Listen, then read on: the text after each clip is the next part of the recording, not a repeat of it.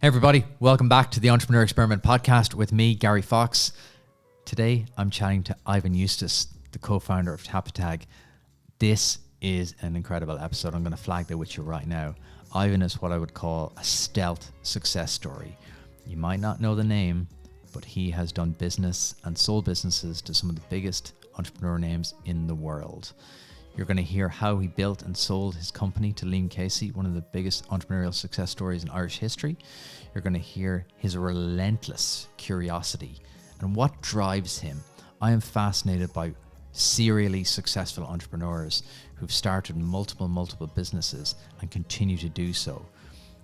It is an exciting story, and it's a fascinating story into one of Ireland's most successful but less well-known entrepreneurs. You're getting a real exclusive here.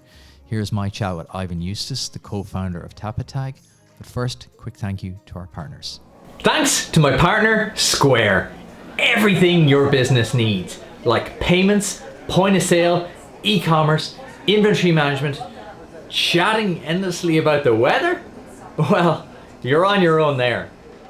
Square. Everything your business needs. Almost. Visit square.com. Ivan, welcome to the pod. Cheers. I've been looking forward to Good this to one. be here. There's been one on the cards for a while. I've been looking forward to this one. Yeah, exactly. You're one of these guests. I'm just not sure where to start with. Yeah, I know. Where do we even begin? Let's begin at the beginning. Begin at the beginning. Well, it was a room, I'd say, quarter the size of this in Glasnevin. Tiny room, back bedroom of a house in Glasnevin. 2 tables for me and Johnny to go in there. Left 2 good, well-paid jobs. Didn't have a bean to our name, not a bean. What were you doing? We worked in distribution, in IT distribution at the time. That's how I got to know John. We just had the burning ambition to do something ourselves. That was always in you, was it? It was always there. I'm always curious. I'm always curious. Go, what's the origin? Like, what was? I think it's in a lot of us, and then some people are like, "Oh, it's just gonna happen." Whereas I think that burn is in. Yeah, it was always there. It was always there for Johnny as well. But you know, it was a huge risk. You know what I mean? We decided to be lean. You know, move into my rental accommodation. There was a back bedroom I wasn't using. We were lucky in that the attic was all unused space, and we could put the stock up there. And we went to the banks to see if we could get some money. What were you doing? What was the idea? The idea was basically we saw a niche in the area at the time in the IT industry to customers that we knew to sell in memory hard drives. There was also a bit of an appetite around that Apple space dealers out there for memory and hard drives and things like that. And we thought we would do a good job in that space. You know, we knew where we could buy it low in the UK and sell it a bit higher and make a modest margin. That's where we targeted at the start. When was this? This is around 2000, Gary. Okay. Yeah. And people were saying to us, don't set up a company in 2000. The dot-com crash, everything was bleak. But everyone says there's always a reason not to. I still remember the exact date, 31st of July, 2000, because I think I used that as my alarm code for the house for many years after. He doesn't use that anymore, just to be clear. I don't use that anymore. Well, we needed a bit of money to buy the stock in, went to the banks. I remember that meeting so well. We went in there looking for an overdraft or some sort of business, and they were looking for Johnny to he had a house at the time, I didn't, I was in a rent, to remortgage the house to protect it. Asked him, did he have any money? Stood up in the meeting, pulled out his pockets, says, that's what I have. Nothing. They wouldn't give it. But we had... How much were you looking for? What we had. I say we were looking at for about 10k just to get going. So not mad money. Not mad money, Gary. But I had a 5k overdraft facility on my personal credit card. So did Johnny. I said, listen, it's now or never, let's do it. You know what I mean? And the giddy, nervous laughter on day one when we were in the back bedroom going, what have we done? You know, and we didn't have a fax machine to get an order if we did get an order. Didn't have a bean to buy a fax machine. So we got on to our friend Mark Daly at the time and brother up in Santry. And he said, I've got a demo one here. I'll bring it down for you guys and get an order. Yeah, so we got a lot of encouragement at the time as well. And we just hammered the phones every day. I was going to ask you, how do you start? Because there's always the question, how do you go from 0 to 1? Back then, Gary, we hammered the phones. We would just ring everybody. You know what I mean? We had this, and we had 2 or 3 good suppliers that we were paying COD up front for in the UK that we could buy the stock off. I still remember the guy we bought off in the UK, and he was great to us. And after 3 or 4 orders, he started to give us credit. Right. You know, and we got our customers to pay up front. Challenging, but we did. You know what I mean? They supported us as well. They wanted us to succeed. So what were you selling? Like what kind of stuff? Memory, hardware, all that kind memory, of stuff? hard drive, networking cable, networking cards, all that stuff back then was actually taking off. People were connecting. You know what I mean? That was the buzz. Yeah, we just completely, but we loved it. You know what I mean? It was just so cool. Like I remember those days vividly, you know, on the phones all day. One of us would hop up into the attic. We'd have the pick slip of orders we had to get out today. Our goal back then was to beat yesterday. Just beat yesterday. Yeah. Have different Simple metrics. Simple. Yeah. Very, Don't very overcomplicate simple. things. We got 5 orders today. Today we got 7. Nice. Today we got 8. Yeah. And we would pile the orders up in the hallway. You know, at the start it was nothing, and then as the months grew on, it was bigger, and then it was going all the way outside into the driveway and just making sure all the orders right. TNT driver beeping the horn goes, "You guys are never ready. You're never ready." Yeah. You know what I mean? So yeah, that was a startup. But still to this day, Gary, I would say top 5 achievements of what we've done through our career, that turning over $1 million from a bungalow in Glasnevin. Wow. With 10 grand overdraft on personal credit cards has to be right up there as one of our biggest achievements. You know, $1 million, like in real terms, like that with inflation, that's a huge figure now. Yeah. That is a huge figure. 23 years ago now, that is a massive figure. And towards the end of the year, my brother joined. We had basically no room. You know, he was squeezed in there, I was squeezed in there. You know, my wife, we didn't pay ourselves for the first 8 months because we just kept on needing more stock and stuff. You're on that train to support your customers. Yeah. So my girlfriend at the time, now my wife, was supporting us. Johnny's wife was supporting us. This is the realities of business, though. Yeah, you know? But we were lovely and lean. That's a key word. Yeah. Beautifully lean. And brother joined, and his first job was to get us a unit because we were fairly close to getting evicted from the whole residential area. It was mayhem. No one Neighbours writing angry letters to whom it may concern. No one wanted to be down that end. You know what I mean? That's where those boys are operating now. You can't I think get down they're there. dealing something. Yeah. Whatever it is, it's hot. You know, but so he got us a unit out in Blanchetown, and we went from there. And then TNS grew at a rapid pace, but at a similar time to when we were taking off. A famous company from Cupertino with a famous CEO was coming back, and they were reinventing themselves, bringing out beautiful MP3 players, beautiful products, aspirational products. And there was lovely, in the US, micro startup companies starting making accessory from them. So if you bought one of the device, it was incredible. For the first time ever, there was a consumer product out there that you wanted maybe 4 or 5 accessories for it. Yeah. The demand was just phenomenal. Huge. So you might have a case, you might have a set of headphones, you might have something for your car to connect into the radio in your car. So it was just demand, huge pent up demand. So your timing was bang It was on. very, very, timing is everything, as you know. But so it was beautiful. The timing was amazing. And a lot of these American companies like Griffin, like Extreme Mac, like iSkins were, hey, how do we handle Europe? And we were just onto them straight away. So you were working in Dublin, kind of servicing Dublin. Had you gone to the UK yet, or what were you doing? we would service anywhere. We figured out pretty quick that on that TNT way bill, you could ship anywhere in the world. All you had to do, so you put down the address in France, it would go there, just a different rate. We're there, listen, we can go global. We can ship from here anywhere. Even from the house in Glasnevin, we were shipping. We were attracting a few of those. We were on the phone to a few of those American startups.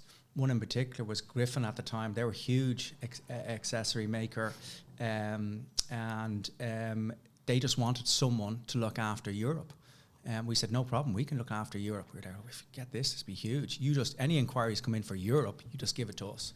You know what I mean? So did you contact these companies going, hey, we we're them boys we in, can be in your Europe? Boys. No problem. We just want someone looking after that country called Europe. Okay. Yeah, What no you don't know, we'll do they we'll don't do it. know. Okay. We'll do it. Because they didn't know your size, they didn't know where you were, they just knew. What we did was, on the bungalow we were renting in Glasnevin, it was a bit of ingenious at the time, we on the address label, we labelled it TNS House. Glasnevin, Hampstead. They were there. Hey, these guys are pretty big. They own their whole building. They own the whole building. You know what I mean? If they only knew. That's one of those beautiful hacks, though. It's so simple, yeah, but it just instantly gives you that veneer of TNS House. Oh, wow. Yeah. And it was just, if they wanted to come and have a meeting, no problem. We're really busy. We'll meet you in the airport. Airport. It'll save you coming into the city. The traffic's really bad. Great idea. Do you know what I mean? So, and then obviously when we moved out to Blanchardstown and had our units and stuff like that, we could, we didn't need to do that anymore. But you gotta do stuff like that to start. Not get ahead of yourself. Yeah. Not just what do you need? We need more stock. Okay, Yeah. Get more stock. Don't be getting fancy offices. Don't be getting fancy things. No. Get it done. It was completely at the start. It was that term bootstrap really did apply to us. It was, it was, but we loved it. It was still probably the best days. I just loved that. We'll get on to talk about, Spats and Tappy Tag, but they were very similar. Do you know what I mean?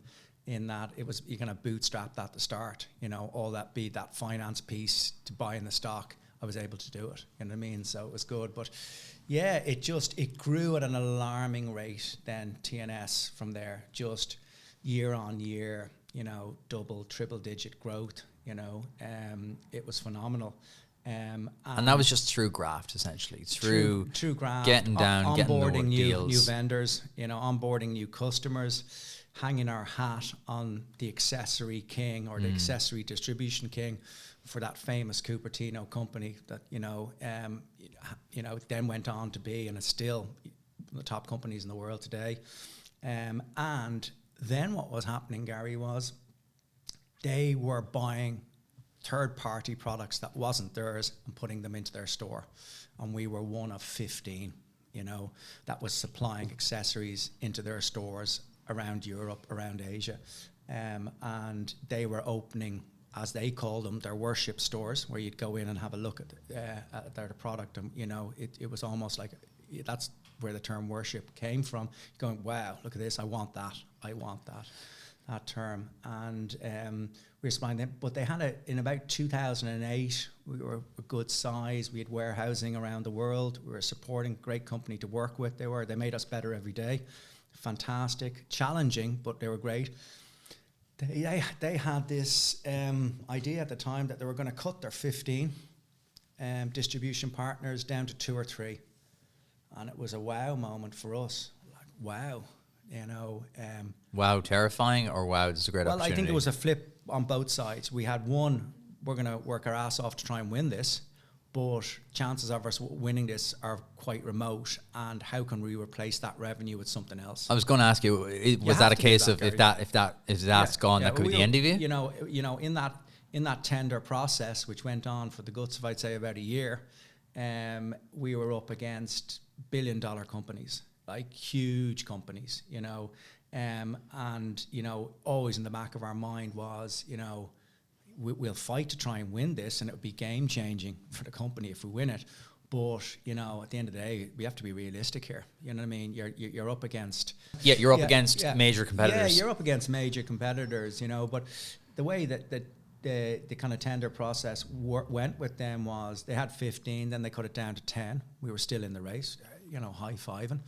Then it was down to 6, and they were bringing those 6 to Cupertino, and then it was down to 4, and we're there, like, we could actually do this. No, let's not think of it. Johnny was always, no, don't think ahead of ourselves. Let's think about next year and how we'd replace that. Yeah. He still didn't think we'd do it. And lo and behold, unbelievably, we did, And to this day, you won the contract. Yeah. So basically, you walked in to any of their stores around Europe and then into Asia, and you saw a third-party product that wasn't made from them. That came from our warehouse. Wow. That came through our supply chain system, and it was game-changing. Literally overnight. How long were you in business? We were 2000. That was about 2008 or 8 years. 8 years. Yeah. And was that a blessing and a curse, though? Because I'd imagine the scale at which you had to ramp up must have been colossal. Yeah, you'd have to ramp up very, very quickly with them. And all of a sudden, overnight, you're talking to people like Beats by Dre and Jimmy Ivins and the teams there, and amazing GoPro, just amazing consumer electronic brands that are all around the room here. They were all in their stores, and they were consolidating distribution, and you'd have to go through these guys. Who are these guys? You know what I mean? So it was literally game changing overnight. And then what happened pretty much overnight, a lot of the people we beat in that tender process were knocking on our door to buy us. Okay. So Can't beat them, join them. Can't beat them, join them. And unbelievably, funnily, we went, me and Johnny, on our own to a few of these meetings. And it was a bit of a distraction. And we said, listen, we just need someone to deal with this, to see if there's anything here. We were still gung-ho at growing the business. And well, you just achieved one of your massive goals. You couldn't even have believed that would have happened 8 years ago. So it must be like head spinning. What do we even do now? Yeah. Like, I still remember going to Cupertino, and we'd go into the gift shops and get one of their souvenir T-shirts and head home with them, buy them for the kids as well. Mad. And then, you're one of their premium suppliers. It was just jaw-dropping, really. And they consolidated it down into 2 or 3. So did you have to rapidly ramp up then? Yeah, we had to scale up. Yeah, absolutely. And we didn't need this distraction. So we met a guy, still friendly with him today, John Sheridan, of Key Capital at the time. And he said, no problem, I'll deal with this. And he produced an information memorandum on the company. And by that time, Gary, we were a distribution company. We had our own brand. We had our own logistics company. We were, we believed we'd done a good job. We were good. Our own brand was 150 lines. Mark Gibbons, CEO of Tappy Tag, which we'll get onto, he was running our own brand then.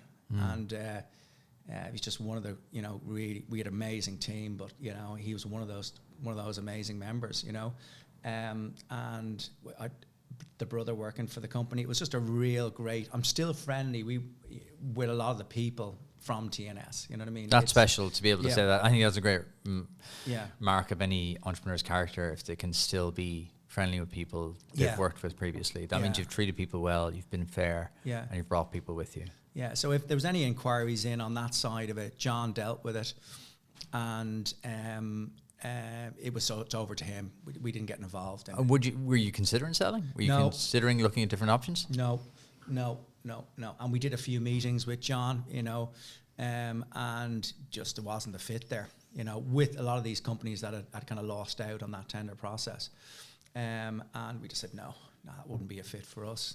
That wouldn't be fit for us. And it mightn't have been as tight as this, Gary, but I remember it as being as tight as what I'm going to explain it to. On a Friday evening, we got a call into the main switchboard of TNS, and there was a guy by the name of Liam Casey on looking for John and Ivan, and it came through on whatever we were using at the time. It wasn't Teams or whatever. It popped up on Johnny's screen. Let's go into the boardroom and talk to Liam. We hadn't talked to him. We knew Liam, and we knew Liam was probably manufacturing for a lot of the brands we were doing. I think every Irish business person knows Liam Casey. He's a synonymous name. Yeah. And went in, and I have he was in China at the time. I have your information memorandum in front of me. Oof, really impressive job you guys have done. I've got big plans. Of course, Liam had big plans for PCH, and I've got a few of my VCs in town next week. Could you be in China? This was Friday. Could you be in China on Monday? And where do you go from there? It's a bit of a one of those questions. Well, you're like, the first thing that comes to mind. Could we physically? I'm not sure. Well, that's the first thing that came to my mind, Gary. Could we physically actually get there? Johnny was on Skyscanner at the time. I think we can. And then we said, let us look at it, Liam. Yeah, we'd love to meet you. If not, he said, if nothing else comes of this, blah blah blah, I've met you. We'll have made the connection. That's what Liam is all about. That's some connection. So rang John Sheridan. Liam's been on, wants us to be in on China on Monday. His kind of words at the time, listen, lads, let me check this out. I can't make it, but I'll check PCH out. I'll come back to you. We're not going on a wild goose chase to China, but I'll check this out. So he went off to check out what PCH's plans were, whether we should go there. I remember putting the phone down to John Sheridan. Johnny's over the other side of the room, working his way through the booking. We were going. He was doing it. He was going. Yeah, okay. Yeah, he was going. Action.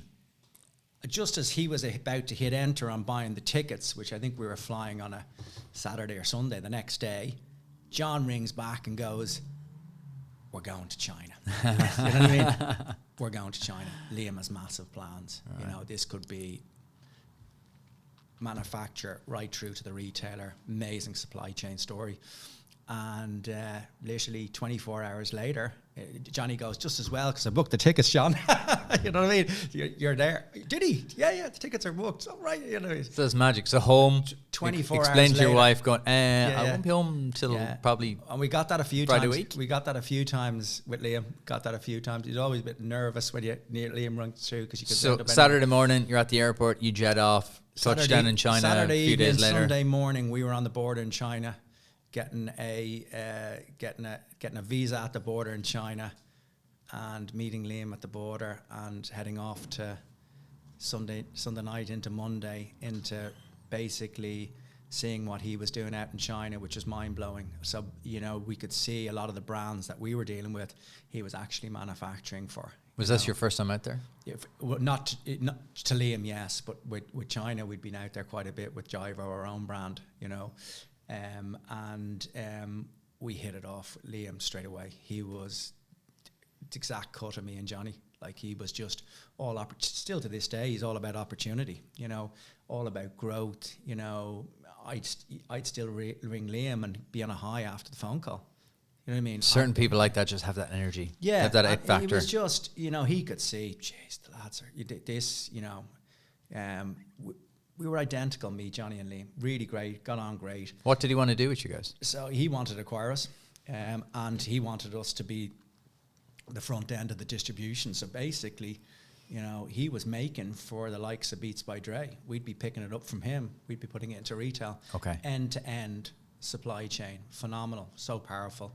No one could compete with us. We're going to take on the world. It was that Muhammad Ali type stuff. It was unbelievable. We were pumped. Three Irish lads making it together. Yeah, exactly. Listen, Liam was a big operation. You know what I mean? It was phenomenal.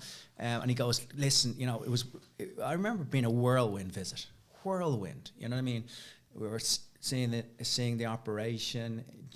John was over, talking to their finance department, everything. And then me and Johnny were whisked off to meet in Hong Kong. His VC, who were one of his main backers, and his name was Eric O'Brien. I remember going for dinner in a lovely restaurant in Hong Kong. Liam was sitting there, Eric was sitting there, me and Johnny were here, and Eric was just asking us question after question. It was all on the money thing, but really, was this as scalable as Liam was and Ivan and Johnny were saying it was? And he was just an amazing guy, Eric. But I remember not touching any of the meal, Gary. I remember being when the meal, I think Liam had at ours, Johnny's, and he's at everyone's. He was so relaxed, smiling away there. That's the way. And just another day in his life. Yeah, just another day. You did really great there, guys. Leaving that there, left Eric, and 3 months later we were part of PCH. Just, it was, and we just went on a massive, even further growth play with Liam. So he wanted to buy you, keep you guys on board, and just let you drive. Drive it. Yeah, we scaled up even more. What was the feeling? I ask every founder of this who's sold. What was the feeling when you did sell? What were your internal emotions? It never changed anything. Okay. For us, it never changed anything. Certainly not with Liam and PC. Were you ever tempted to walk away? Were you ever tempted to go, no. happy to sell, but I'm not going to... No, we were so energized in that Liam PCH environment. They were almost part of our family as well. Because it's rare. It's very rare for an entrepreneur, especially someone like yourself who's driven. We stayed longer than our earnout. We stayed longer than our earnout. we would have stayed there for as long as Liam wanted us there. It was just loved him as a person, still do. Absolute great guy. And it was all about growth. I remember him ringing. We were part of the family. I remember us, every time the phone rang, Johnny goes, you can answer that. And he was, what's going to come next? I remember him ringing on a Monday and saying, you know, whenever Liam used the word, I've got an opportunity, I think we could win it, he was 80% confident he'd win the deal. Okay. I've got an opportunity. I need you guys in Singapore on Wednesday. This is a Monday. Here we go again. Do you know what I mean? And I think we can win it. So that's basically Liam saying we're 80% there. Again, we did the same thing. Flew that night on the Monday or Tuesday. Arrived morning on Wednesday. Went to the meeting with Liam on Wednesday and flew back on that exact same airplane back to London Heathrow because we had to be in London to meet another retailer. That was the kind of, you know, when Liam rang, what part of the rock are you on? He referred to the whole earth as the rock. We said, we're in London at the time, where are you? You know, but everywhere was accessible within 24 hours. That must be intoxicating. Amazing. That level of amazing intensity and life and opportunity, that must be like plugging into the mainframe. Yeah, exactly. If you wanted an energy boost, give him a ring. What you were doing. Yeah, it was great. It was exactly what me and Johnny needed. You know what I mean? We'd been, you know, doing this by ourselves, whatever, 10 or 11 years at that stage, and then suddenly you've got a guy as energized as you were, you know. So it was absolutely fantastic. It was brilliant. You know, they were great times. And did it change anything? No. I think we went out for dinner when we sold the company. That was it. You know, we went out with John Sheridan. It always seems to be an anticlimax. I very rarely, I've asked this question probably 70 times, and very rarely do people say, oh, it's best ever, and blah, blah, blah. Usually it's like, bit of an anticlimax, just go back to work. Yeah, because we had so much stuff we wanted to do then in this new partnership. So it was absolutely, that was fantastic. It was brilliant. So head down, drive on then for another couple of years. Yeah. And when did it all change again?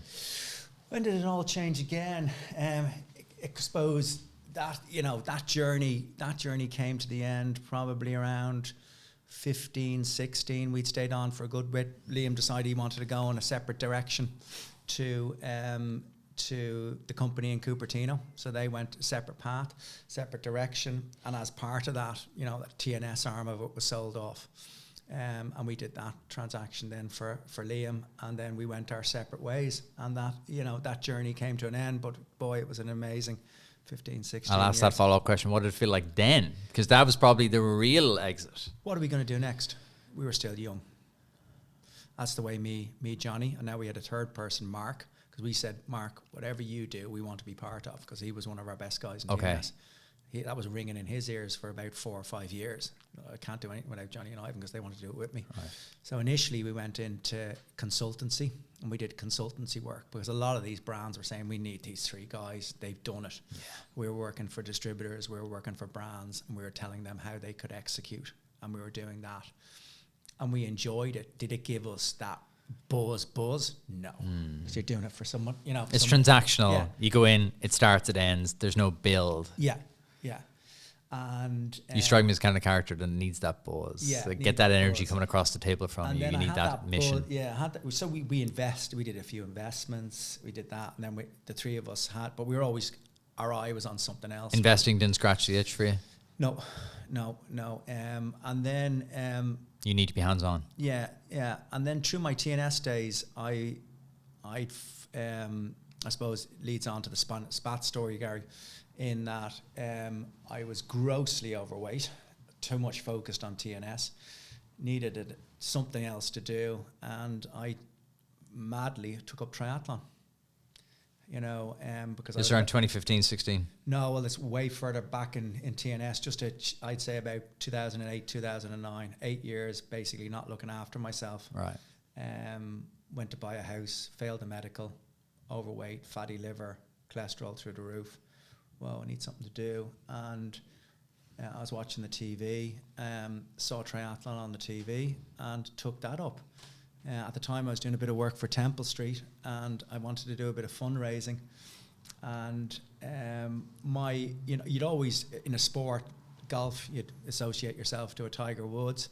Triathlon, I was looking at some of these pros that, you know, what they were doing was mind blowing. And the guy in triathlon at that time was a guy by the name of Alistair Brownlee. 2008, 2009. He was only a kid. He went to Beijing and he was leading the Olympics in Beijing, and no one had heard him. Who is this guy they were looking up? And he totally changed the short course racing of triathlon in that generally it was survival. You do the swim, you do the bike, the fastest runner run the race. And suddenly there was this young kid that came along who absolutely smashed it from the swim, smashed the bike, tacked multiple times on the bike, and then this guy could run. He could do, in his sleep, the 10K in under 30 minutes was unheard of. So I, being Irish, I mailed him, said, do you want to do a bit of fundraising for Temple Street? 15 minutes later, he hadn't won the Olympics in London, and he hadn't won Rio. This was pre that. He came back and said, yeah, always love a good Guinness. I'll be over when do you need me. Wow. You just reached out, didn't have any relationships with him? Total call, reach out, mailed him. Love that. And he came over, and pre-London, he did 2 fundraising events for Temple Street. And then he won the Olympics in London. He was a household name then, and then we just stayed in contact. We'd visit him in Leeds and stuff like that, back and forth. Had a keen eye for business, Gary, a real keen eye for business. Always bouncing stuff off me. I'd bounce stuff off him. Then he went on to Rio and won gold there in Rio. And that was really, I suppose, in the short course race, probably the pinnacle of his career, because it was a race where he won it from the gun, in that went out and absolutely caned the swim, got in a breakaway on the bike, caned the bike, and then they ran it home. Him and the brother. Is there a brother there? There's a brother there, Johnny as well. There's 2 of them. Yeah.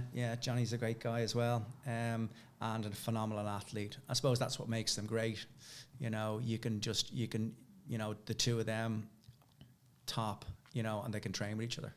So there's definitely something in that having someone in the environment that you're in definitely so if Johnny influences. beats Alistair, he goes, I got a good chance. Alistair beats Johnny in training, I got a good chance. That guy's top. So there was something in that. And then I remember, I kind of, in the PCH TNS days were exited, and got a call from Alistair in about 2017. I think it was about 2017. He goes, when are you in Leeds next? I said, whatever you want me to do. It's a bit idle at the moment, just doing a bit of consultancy. I could be there tomorrow. He said, I've been out on a bike, and this guy I train with, who's a pro cyclist, it was a freezing day. We went through a puddle. My feet got wet. From being out there, your feet get wet. It's terminal. Your ride's over in 20 minutes. You got to drive back home. He was fine. He was wearing neoprene up to his knees, and it was a big overshoe. He said, I think there's something in this, and Tom's an amazing guy. He's looking for a business partner. I think me and you should go in with him, right? Was Alistair always looking for the next thing? Was he looking for the life beyond sport, was it? Yeah, absolutely. So, and he loved business, you know what I mean? And I said, right, I'll come over. It sounds a bit flipping far-fetched, an overshoe up to your knee, but, has Alistair gone mad, or is there something in this? So I went over, and I still remember the meeting so vividly. He said, you go in and meet him. I'm kind of convinced on this, right? Went into a pub in Leeds, met this guy, Tom Barras, and I loved him. He was amazing. And what he pulled out drawings of these overshoes that he had iterations of samples all the way through to what he had now today. So he'd literally, mad inventor style, just come up with this thing. How do I keep my feet warm? That was it. Yeah. Started with a problem. Yeah. And Alistair had given him some of his wetsuits, and he'd cut those wetsuits up into the overshoe. Clever. Yeah. So I could actually see some of the wetsuits and some of the product. And I was there like this will either flop in 6 months or it will take off. This is something totally reinvented. An overshoe generally came up to the ankle, but this one came up to the knee. Tom, his charisma, how humble he was. He had basically he'd lived in Belgium to basically to accelerate his pro cycling career. He'd been in the top pelotons in the world with the best riders, He did web development at night time to pay the bills because his cycling wasn't paying the bills. Fair play. His dad was a legendary cyclist. There was a lot of things bouncing in my head that this guy's got a lot of connection. He was an industrial design background. He was quite trendy looking. He just, fashion and stuff like that hit off with him. And he was so passionate about what this brand that he calls Spats. And Spats is basically, going back to the 1920s, was a shoe that came up over your ankles. So he decided to name the product Spats. He'd brought in, at the time, about 500, given them to mates. They'd loved it. And he reckons we could make this product even better. So he designed an MVP and was like, right, we're going to test this and see if we can get to market. He tested it out and he said, listen, if you're in, I think we could sell 2,000 in next year, And so he wanted you and Alistair on board for Yeah. capital and Yeah. just a founding team or what? yeah, 3-man team. We'd do it out of Alistair's garage, which I loved. You were all over Yeah, I that. was You're all like, over it. back to the best spare bedroom days. You're always trying to find that high No again. heating, nothing in there. It was even more. There was nothing in there. There wasn't even electricity to the garage. We did an extension lead. There was nothing in there. Brilliant. Out to the garage, bought in 2000. Tom's down the garage, and within a couple of months. So what he did was, we're all working together. I said, Tom, seed them out to the pros. Yeah, I can seed them out. I know Wiggins, I know Cavendish, blah blah blah. And it was amazing that cycling fraternity, they rooted for him, they backed him. Wiggins is on social, Cavendish is on social, all these guys loved the overshoes, Tom, blah blah blah, and they just sold. What could we do next? Wow. We did a base layer, then we did another overshoe. We got about 4 different versions of our overshoe, and they were just iconic in that when you see someone out there with a Spats overshoe, it's a Spats overshoe. It comes up to your knee. Now our competitors are copying us, and it was just amazing. Now I look at Spats coming on, I start at the bottom. We've got overshoes, we've got socks, we've got bib pants, we've got base layers, we've got gloves, we've got head warmers. What was it like for you though, as a founder, the second time around, going back in? You obviously probably weren't going to be as hands-on this time. Yeah, but was it a challenge? Yeah. Well, I was in the rag trade, Gary. Like, you know what I mean? Totally different industry. Right. It was, you're into garments, you know what I mean? Different. But were you day-to-day involvement, or were you the money, or what way was it? The way it is, and it still is today, we do a catch-up call as a team, amazing young team, all with cycling, small team, all with cycling in their DNA, which I loved, and all energetic and passionate. And we do, still to this day, we do a weekly catch-up, and then if Tom rings me to bounce an idea off, I'd be there. Right. Ivan, what should we do here? Bang. This is what, I go back to my TNS You experience. got distribution experience, yeah. We got one of the best, testers of our kit on the planet in Alistair Brownlee, that when we have a new garment, he goes out there, tests it, and says, yeah, I want to tweak this and change this. And generally what we try to do with every single piece we bring out is we try to reinvent it. Okay, this has been done. How would we do this product? How would we do our glove that's different? You know what I mean? How would we do our socks that's different? How would we do everything that's different? We don't want to be like anyone else. So generally you see a Spats product and go, yeah, they reinvented this. This is a little bit different. It's really, really cool. You got to hang your hat on something. And at the start, where we hung our hat was on winter products for extreme weather. You don't have to be inside on your trainer. You can go outside now with the Spats product. You have to hang your hat on something. You know what I mean? And that's what we did. And it's fantastic. We have a lovely social following. And 70%, this month it'll probably be 90%, of our sales are direct to consumer. Wow. So direct to consumer. That's powerful. We've got a hub in the UK. We now, because of Brexit, have a hub in Ireland and an entity in Ireland. And we've got a hub in the US as well. So our products are predominantly made in Portugal. And from our Portuguese factory, it basically routed out to America, Europe, and the UK, and then it's basically online selling. And what we use our stores for is those Halo or worship stores.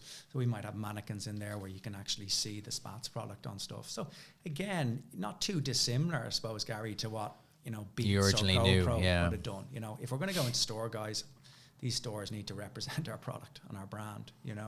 And then through online and social is Tom's network in that pro peloton cycling community. That's where it all kicked off. He was able to get see the that product out. in there. So if you look through the current peloton and the current top riders out there in the world, there wouldn't be many of them that haven't had a pair of Spats on once in their generation. You just look down through our Instagram feed, you'll spot the Matthew van der Poels in Spats, and that's an amazing achievement for a startup from Leeds out of a garage. Like, you know, you've got, you know, top riders in our kit. It's amazing. Like, you know, that's the dream. You know It just goes to show you that ideas can come from anywhere. You just got into cycling just as a way of getting healthy, and suddenly, you know, the universe rewarded you for just taking action. Yeah. You set that up with Alistair, got him over, and suddenly a new opportunity came. Yeah. And like, you know, Tom is, you know, he is Spats. And what me and Alistair done just supported him. He had the idea. We thought it was good. Let's go for it. You know what I mean? And we could see it. He was such a good guy. You know, people, you know, even to this day when we're launching a product, Gary, we launch it with Tom. He's out on the bike, on the environment where this product's been used. And you can see it in this. He's basically showing the glove. And this is how I use it. This is what I did. This is what I invented the product. And if we can just support, and there must be thousands of people out there, Gary, that didn't have an Alistair and Ivan to support it. Nothing's happened. Yeah.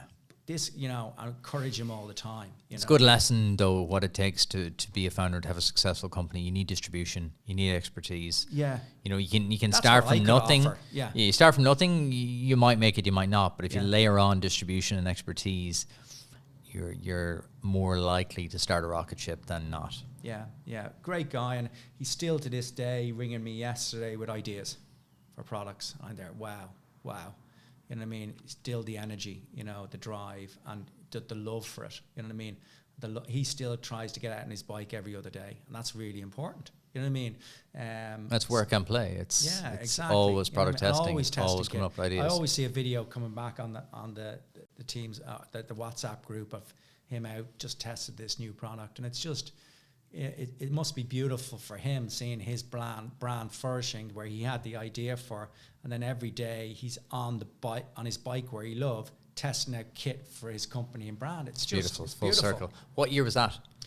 That was 2018. We're now 2018, so we're now in whatever year 6 for Spats. Yeah, it's going strong. It's going good, and we've still more of the body to cover, and maybe get into the commuter market as well.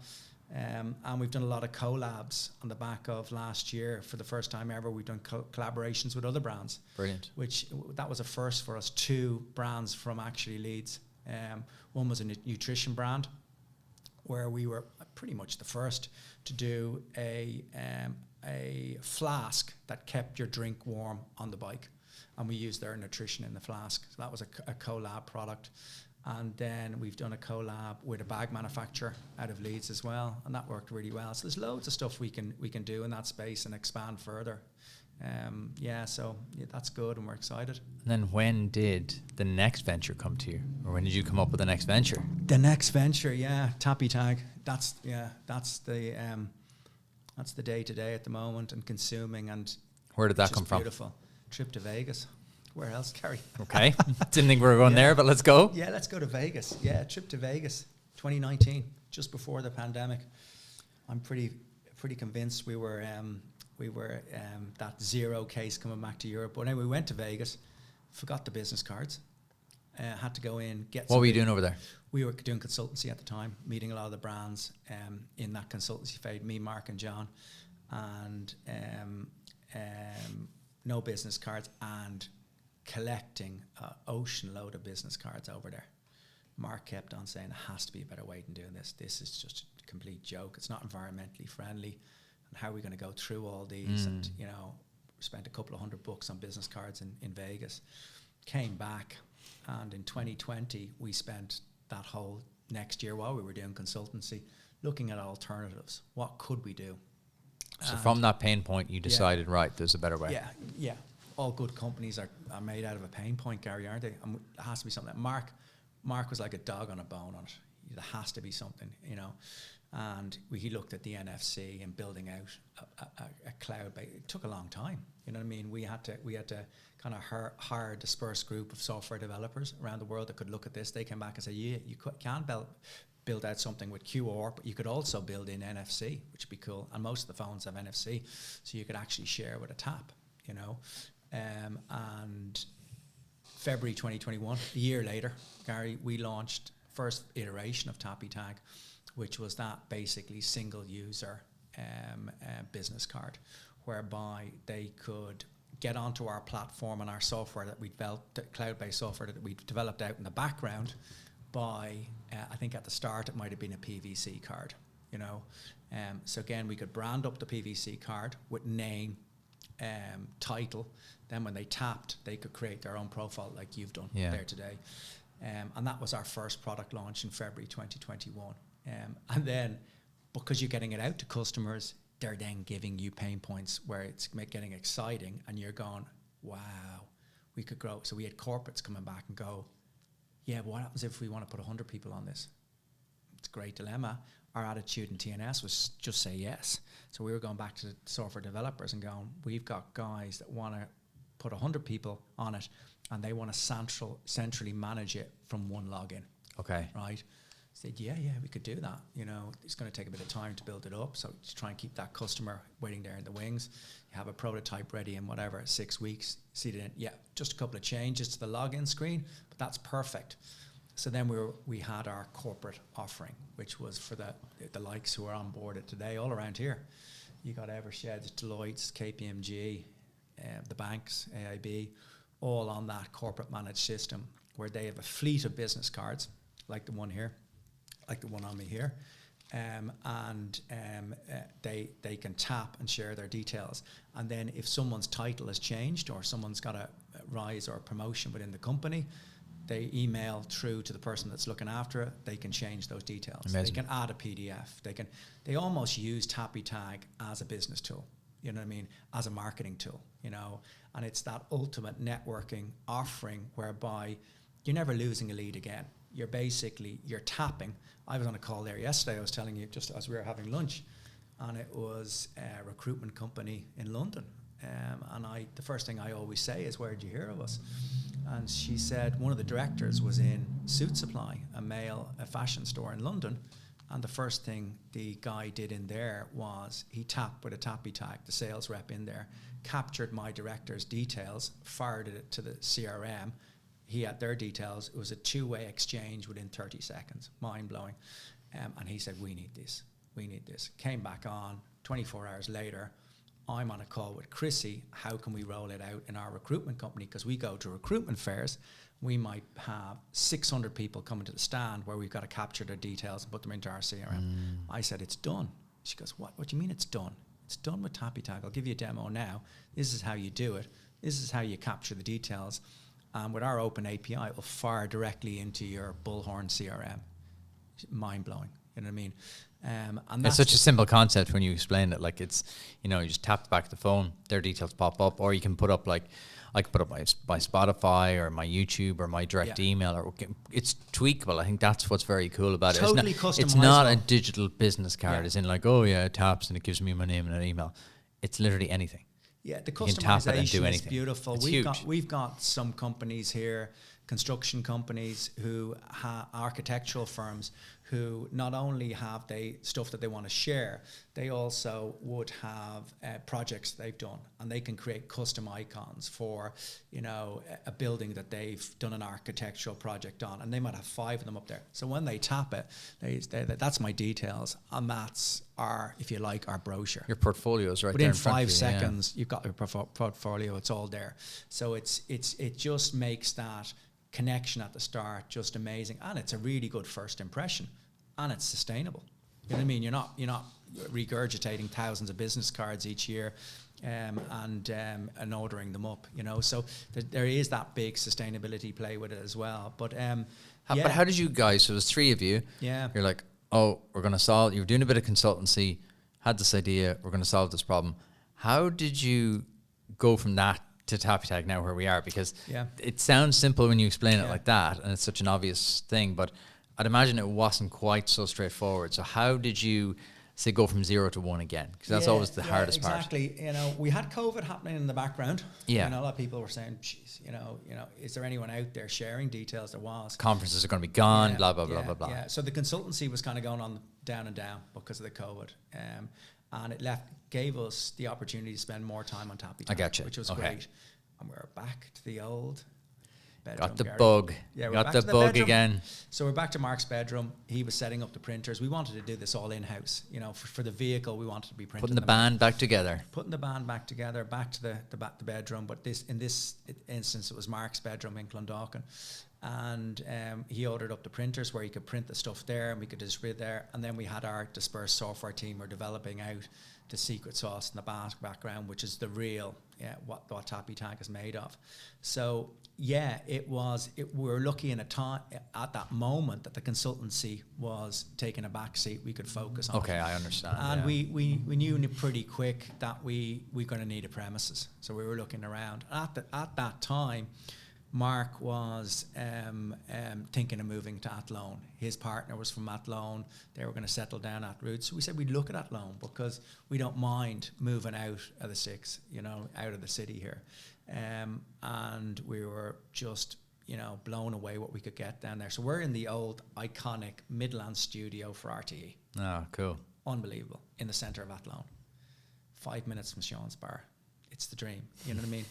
The oldest bar in Ireland or the world? What? They have a few different claims, universe, don't they? Gary, they have a few different claims. The famous Sean's Bar in Athlone. Just lovely space down there, and there was a lovely talent pool. We're right beside the university down there as well. So there was a lovely talent pool we could pull from, and it just gave us more space to do what we wanted to do. This is one of the examples of how COVID has positively impacted some businesses. Prior COVID, no way would you guys be doing that. You would not be moving your business to Athlone. No. Whereas now you realise, well, people are going to be hybrid for some of the week anyway. Yeah. Why not? Yeah, no, it was phenomenal. It's been fantastic. Really, really is good. So yeah, we were able to basically, push forward with the corporate offering, push forward with the single user offering. So what's the vision for Tappy Tag? What's it going to be? Yeah. Well, that's what excites me, Gary, because it's where do we focus our attention? There's so much that we can be doing. It is one of those businesses where you're like, well, this could do a lot of things. Yeah. There's a lot of things these guys could do. How do you pick what to pursue? 'Cause you can't do everything. You follow the money. Good answer. You follow the money. Fair. Yeah, the money at the moment is in the digital business cards, that's where we're making our money. That's where we're getting our interaction and our feedback from our customers on a daily basis of what they want. You know what I mean? So we've the visions of basically, I was telling over lunch, of creating our app. Is our next real game changer in that space. So our corporates and our single users of Tappy Tag business card can download the app. They can have a digital business card, but they can have multiple. We're finding a lot of people have multiple things that they work on. They don't just have job A, job B. They can multiple. Like the Revolut app, you can, if you want a physical one, you can order it directly from the app. You've got all your analytics in there. You're going to have an OCR scanner where you can actually scan a physical business card. We have a CRM package as well that we're onboarding on that. So you never lose another lead again. Directly from the app, it will fire to your CRM, or it will fire to Salesforce, Bullhorn, or whatever other CRM people are on. So it's that ultimate, it comes back to, we want to create the ultimate networking tool that you can make in a connection with someone in under 5 seconds. It's game changers. You never lose another lead again. And then that's the business card, huge potential there.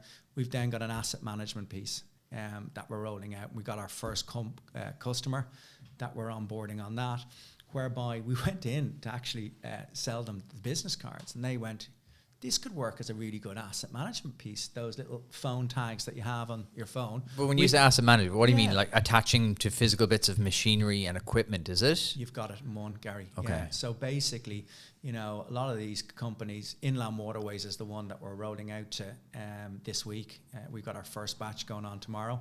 Brilliant. They've got boats, they've got engines, they've got lawnmowers, all up and down the Shannon and up along it.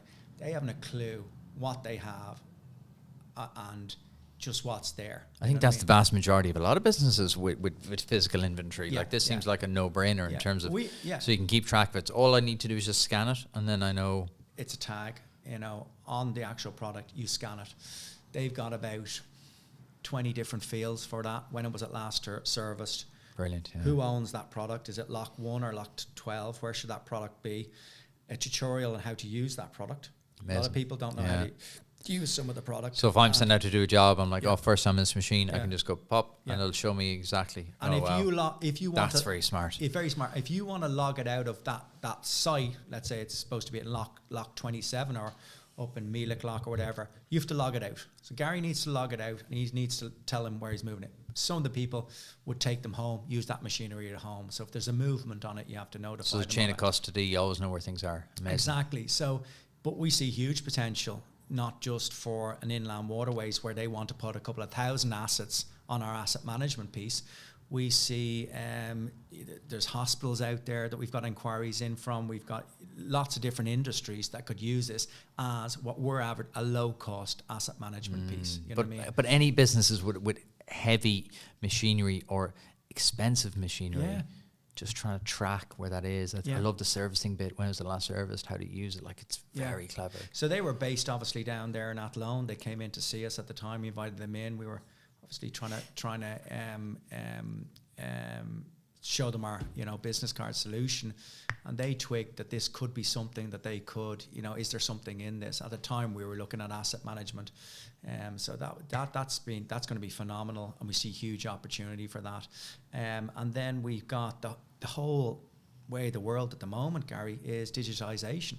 So we're going to shows, and a lot of the shows we're going to have come to us and say, can we use Tappy Tag for when you go into a show, just to tap on a disc that's on the wall, see what the agenda is for today, see who's speaking, there. So there's the whole digitalization piece that's quite successful for us.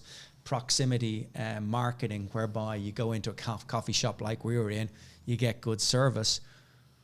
Where do you give a good 5-star rating is when you've got good service. If there's a disc just there on the table that you can do a Google review, you can have a Tappy Tag Google be review more disc. accessible, be easier. It's contactless as well, better for the environment. Tap There's a on that. lot of things to it. Yeah, a lot of things to it.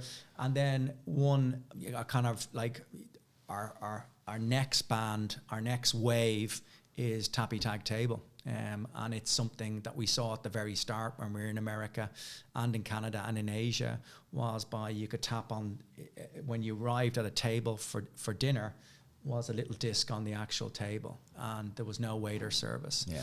So, and we've this built out. So this is ready to go. So you tap on it, the menu comes up. You can, what do you want, Gary? I'll have, rice, I'll have the stew, blah, blah, blah. You're actually doing what that waiter service was doing. Yeah. And there's everyone happy with that order. And Bang. people have been programmed by COVID to do this as well. So you now kind of go, oh yeah, it's fine, I'll just do it myself. Yeah. And you hit enter, it's done. Your bus boy comes down or your bus girl comes down and said, your order's in, it's here. There it is there. And your service is running this. It's funny, it was only this morning where I'm like, restaurants are just the worst in the world. Yeah. You're trying to find their menu online. I know. You go online to their website, you have to dig through 3 pages, and then it hits you with a PDF, and you're like, lads, it's 2023. I know. If I'm searching for you between the hours of 6 and 10, it should be automatically pushing me your breakfast. Yeah. It should be smart enough to know. Yeah. There's so many. Just this morning, I was sitting there going, "This is so painful. Like, why is this so old? Why am I getting downloaded a PDF to find a breakfast menu? Yeah. Crazy. Whereas you just tap yours breakfast menu, and and you it's can there. interchangeable as well. Yeah. Specials, offers.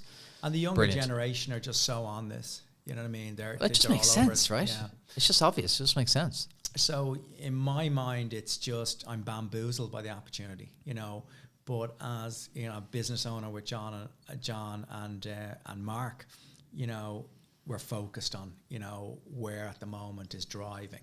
Business card is driving, asset management is coming on, the proximity marketing it's just taken off in its own stream, and the digitization just takes off on its own, and then we'll have Tappy Tag Table coming on stream. You've had a very successful career. You've done extremely well. I think if you'd had one of those successful companies out of the 3, it would have been an incredible career. But to have 3, what drives you? I'm just energized by it. It's weird. Let's go deeper though. What is driving you? What is energizing you to go and start 3 companies? Yeah, What is it's funny. Like I've thought about this. I think I'm a competitive bugger. You know what I mean? Both in sport and in business. You know what I mean? Myself and John and Mark were competitive. At the moment, there's 2 of us. There might be a third after this podcast running a half marathon in March. Myself and Mark are in for it. We're competitive. You know, we're competitive in business. We're always looking at, you know, even in the TNS days, we were always looking at what our competition was doing. You know, in a good way. Competition is brilliant. Even in Tappy Tag, we're looking at what our competition is doing, and that drives us. And you know, and we love it. And I think, I think we're competitive. Yeah, that's the one that comes to mind. I'm always fascinated with what drives people because inevitably all the great entrepreneurs I chat to, there's something driving them. Yeah. And I'm always trying to dig into what that is. Yeah. It's generally a competitive spirit. They're curious, number 1, and competitive, number 2. Yeah, absolutely. I'll constantly go on each day, you know, and you know there might be whatever in our Tappy Tag space 4 or 5 competitors out there, and even Mark and Johnny are on it as well, and we're looking at what those guys are doing as well, you know. But you go back to our TNS days, we were doing the exact same. We were basically, what's he doing? You know what I mean? And ironically, actually, after our TNS days, we went and did consultancy then for some of those competitors. So that was fun. We became good friends with them. What's success for you? What does success look like? Yeah, it's. I think. Listen, the balance is key. You know what I mean? You gotta have the balance between that work-life balance as well. So it's got to be success in the business, but also success in the family, the whole environment. You know what I mean? I think at my TNS days, I learned that I was too focused. It's too self-driven on the TNS. Sometimes, the family, and your health, my health fell by the wayside. So success is the whole package. You know what I mean? It's not just the business. What about your family life, your wellness and stuff like that, and well-rounded? You know what I mean? So we are focused on the kind of whole package. I neglected that totally, Gary. For the first 7 What changed? Why did you suddenly realize that? I failed a medical. It took me to fail a medical for a mortgage. Okay.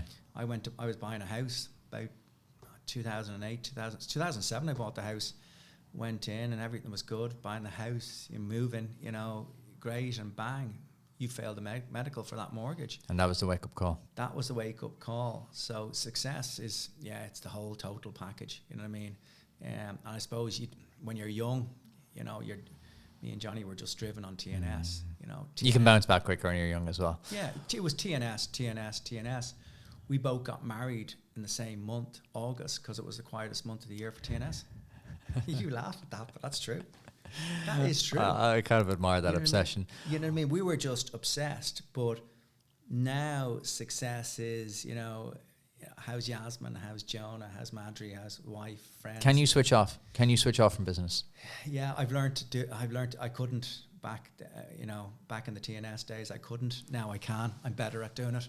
How do you switch off? I think exercise is a big release for me. You know what I mean? It gets everything running. I feel way better now when I'm in a routine, and I'm going back into my triathlon days now, Gary, where I'd still, try to swim once or twice a week. I'd get on the bike, and now I can only probably run twice a week with my aging body, but I just feel brilliant after a bit of exercise. This morning I jumped on the turbo. It was indoor because it was really icy outside, so I couldn't get out on the bike. But you still got it done. Yeah, and it's not getting it done, Gary. Yeah. It's like you just hard getting on the turbo, then get up there, prepping a bit for your podcast on there, what I'm going to talk about. Then, a hill comes in Watapo in the Swift world, and I'm racing up that hill. That competitive engine is... And I'm trying to beat the guy next to me, and I'm trying to beat my PB. Because I think that's the analogy for your life, right? You're racing up that hill, you're just trying to get that thing. Yeah, and even in that's why I go back to the competitive thing. I think I am a competitive... I know I am a competitive booker, everyone tells me, but you got to have that drive. But I think through my career, I've learned to try and get that balance a bit more. Is that what you tell young Ivan if you were like Ivan back 2000, 2002? Is that what you'd say to him? No, I wouldn't knock young Ivan back then because, he had his dreams and goals. So did Johnny had his dreams and goals. you can't knock them back then. And to be driven, and we had so many knockbacks back in the house. It's unbelievable. One of our biggest ones at the very start was someone in the UK had the exact same name as us. Within 2 months of starting up, we had to change your name. It's so common. It's so common. I think that happens to us all. And amazing, we've all had that. Amazingly, Gary, we told them we'd just operate in Ireland. They said, okay, that's fine. As it happened, we went global. They end up changing their name. But, you know, you can't knock that young John and Ivan at the start. You know, having a passion and 24/7 was all about TNS because that was their dream back then. But I think age, and as you get a little bit older, you kind of go, listen, you know, there's more to life, you know what I mean? And, you know, just try to become more rounded. But would I knock Ivan back then or John back then or Mark? No. You know, you've got to have that. And that's why, I'd be pretty supportive of any entrepreneur, you know, want to lend time or, you know, and I do that all the time. You know, got to find your own way. Yeah, that young person out there who, you know, is trying to start a career and stuff like that. Yeah, it's, I wouldn't knock them, no. Okay, so tell me, what's the future for Tapitag? What would you like to happen in the next kind of 3 to 5 years for Tapitag if we're sitting down here again in a couple of years? Yeah, let's say we're sitting down here in a couple of years. You say, Ivan, wow, I've been into the restaurant around the corner. I'm using Tappy Tag menu. You know, I was in, you know, the Mater Hospital in town. I saw one of your tags on the bed. How's your asset management piece going? It's obviously going pretty well because you've rolled that out. And your digital business cards, every, you know, 1 in 5 person that I meet is tapping me with making that initial connection. Wow, mind blowing. What's the next phase? So I think, Gary, we've got to, you know, you can see what I've mapped out on the verticals here today. We've got a load of work ahead of us in mapping out those universes, you know, but it's going to be exciting and we're going to have fun along the way. That's the key thing, you know what I mean? Have fun along the way.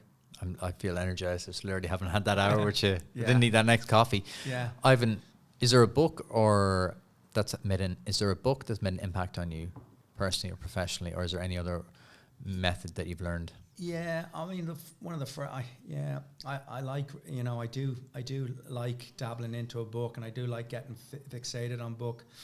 But one of the first really good books that I read at many years ago now was Jack Welch, Straight from the Gut. I was engrossed with that book at the start, and it was just how he, you know, even though he was working for, you know, the biggest company at the time, it was just his story about how he'd, in such a big company, worked his way up from just a normal operative. You know, his dream was, he had the dream, and worked his way to the very, very, very, very, very, very top pinnacle of that company. I thought it was fascinating how you could do that, you know, and the drive he had. So that was one that comes to mind. But brilliant. Yeah. Great. Where can people get Tappy Tag and where can they learn more about you? Tapitag.co. We do obviously a lot of direct selling through there, so they can go on there. We're on all the meta universes: Instagram, Facebook, Twitter, TikTok. That's the new one. Brilliant. So tapitag.co. Tapitag.co. Yeah, they could find out all about it there. Brilliant. Ivan, thanks so much for coming in. Yeah, take it easy. Cheers, Gary. I hope you enjoyed today's episode. Wherever you're listening, whether it's Spotify, YouTube, or Apple, click that subscribe button, and I will see you back here next week for a brand new podcast.